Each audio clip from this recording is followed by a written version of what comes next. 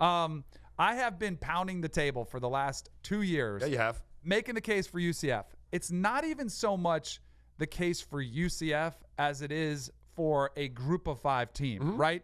Clearly, the Power 5 has an advantage. They're going to get in the playoff, the conference champions, and you don't even have to be a conference champion, as the cases with Ohio State and Alabama have done, not even winning their division in some circumstances. They still get into the playoff.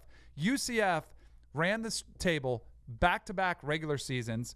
The first year, they run the table completely, get it done with a bowl win against Auburn. Last year, lost Mackenzie Milton, their quarterback, come up short against LSU, still put up a pretty good fight in that game. This year, they're off to another incredible start. And the previous 2 seasons, they have had 2 opportunities, and it's kind of crazy the way it's unfolded, to play against Power 5 teams, and they got canceled because of hurricane issues. They were supposed to play Georgia Tech one year and North Carolina last year, and those got canceled. So they didn't have that opportunity to really impress. This past weekend, they had an opportunity against Stanford. Pretty good team, pretty good program for the last decade of the Pac-12. Now, I get it. Stanford's down this year. They can't control that, though. No, they can't control that. And not only do they beat Stanford, they handled Stanford. Yeah. They absolutely dominated the game from start to finish. It was probably a little bit misleading when you look at the ending score. But they've got a true freshman playing in Dylan Gabriel, he's also from Hawaii. Does he start now over Wimbush? He better be, because he was tearing it up. Yeah. But he was a true freshman. I think that was the one thing they just like, who the heck is this kid? We don't know what he's going to do under the bright lights. He absolutely was phenomenal. He can spin it lefty. Again, another quarterback from Hawaii. All of a sudden, Hawaii. I'm moving to Hawaii. You might with your boys. Hawaii, bring them out there. If I need a quarterback guru, in the water, maybe. To be Hawaii. Exactly. There's something in the water out there, but he has been absolutely phenomenal. I think if he continues to play this well, now at 9 passing touchdowns, 0 interceptions, his numbers are comparable to Tua, to Jalen Hurts, the quarterbacks who are getting most of the love. I think he can play his way into that conversation if they keep going. They have another opportunity on the road this time against Pitt from the ACC. Pitt, here's what they need to do. Here's what UCF needs to do. Pitt just played Penn State, who's in the playoff discussion, and lost by 7 points. UCF needs to go into Pitt at home. 28 them. Exactly. They have to. And this is where style points matter. Yeah. They have to do it. But here's where I think this year could be a little bit unique for UCF, in a good way for them. The ACC is off to a disastrous start. Really rough start. You had Georgia Tech lost to Citadel. You had Boston College lost to Kansas Friday night. One of the worst programs in all of Power 5 football. So the ACC has been battered down. It's awful. If you look at the American and the Mountain West, where I think you can make a case for Boise State in this situation, or whoever's going to win from the Mountain West, if you look at their strength of schedule each week, I think you could make a case that UCF's strength of schedule is stronger than Clemson's. And why doesn't that hurt Clemson? And I get it, Clemson has the 5 stars, and I'm not making the case against Clemson. Right. But I'm making the case that we should start really considering these teams, and they get discounted every year because you're like, well, they don't play the grind. They don't play the gauntlet that you see these other Power 5 conferences play. Right. This year is different. Look, you can speak to that way better than I could. Like, that's what you do. You do your homework on that. What I know is if this team goes undefeated again for the third year in a row, and they do not get an opportunity, you will look back on this in a few decades, right? And you will be saying this was one of the biggest misses of college football history. It just will be. Like, you cannot continue. Like, not in today's, just think about our society, dude, where it's all inclusive. You're talking about equal opportunity for everyone, fair pay and all of that. And it's all, and I support it all. Like, why wouldn't you take the same approach, to some degree in college football for a team that's been undefeated for 2 years in a row? So, again, if they miss this year and they're undefeated and they run the table and they can't get an invite for some reason or another, this will go down as a black eye for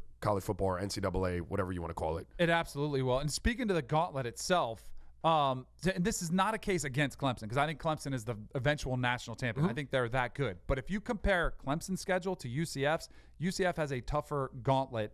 And just, for example, Stanford already is probably tougher than most ACC opponents that Clemson's going to face. Pitt plays in the ACC, so it's kind of a similar comp there. But Cincinnati on the road, Cincinnati's just as good as Boston College or a North Carolina this season. Temple just knocked off Maryland from the Big Ten. Like, you pull it up and you start looking week by week, it's a really tough, challenging schedule, which they've already been kind of looked down upon, saying, well, they're not there, they're not that good. Derek King and Houston's one of the best quarterbacks. Houston's a little bit down this year, but still, he's one of the most dynamic quarterbacks in the country. South Florida's a little bit down too. They got housed by Wisconsin. But again, the ACC has been getting worked over too. So I think it's an interesting conversation where UCF might have their best case yet if they handle their business impressively against Pitt this weekend. Now, obviously, in a perfect world, they would have need Stanford to win the Pac-12. That's not going to happen this year. Or they would need Pitt to win the Coastal and play in the ACC championship game. That's probably not going to happen this year. But I think this might be the strongest case UCF has to make to date. Quickly, I want to take it out of the national and make it more regional. Are they the best team in Florida? And I don't mean I don't got to take shots. No. I mean I'm including Miami in that. And I don't mean I know that the Gators are still. But at what point does that level of success start becoming the desired destination for our 5 stars, or is that an impossible thing for Central Florida? All jokes aside. Until a group of 5 program gets the money TV-wise that a Power 5 program gets, it's just tough. Because, kids' mindsets now, I think you check a lot of boxes, though. Kids want to compete for national championships. That one's a tough one to check at this point. Right. But they want to play on national television. They get that.